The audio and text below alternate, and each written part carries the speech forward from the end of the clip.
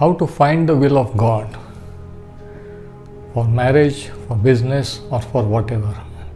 That is the question of many people today, and that's what we are going to talk today on this Insights for Living.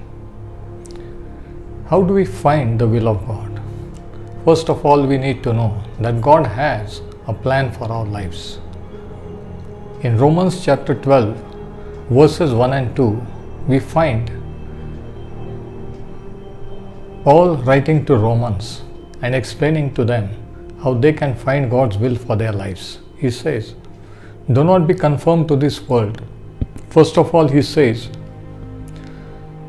by the mercies of God, submit your bodies as a living sacrifice to God. So you see, first step is to submit our bodies to God. Our physical bodies are important because that's the vessel through which God works. As long as we are in this world, we are living in a body. As soon as we die, we leave the body. So body is important. That's why God needs a body to work through and devil needs a body. So the first step is to submit our bodies as a living sacrifice. In the Old Testament, they had the sacrifices killed on the altar. But in the New Testament, we are not to die but to live. Second step is in Romans 12 and verse 2. Be not conformed to this world, but be transformed by the renewing of your mind. So the second thing is to renew our minds of all the negativism, all the old thoughts, and our minds and our thoughts should be in line with God's word, with God's thoughts. And only then we can find God's will.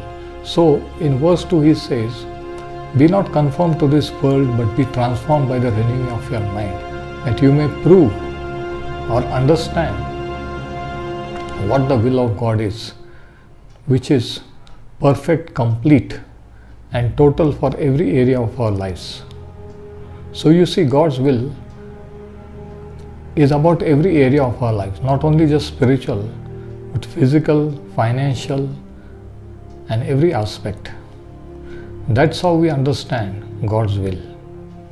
Firstly, by submitting our bodies as a living sacrifice, and secondly, by renewing our mind.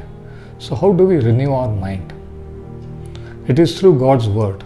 When we read and meditate on God's word, our thoughts are changed. Our thoughts become in line with God's thoughts, and we begin understanding God's word and God's ways. This is Insights for Living. Until next time, I am Pastor Joseph Shirsat, signing off.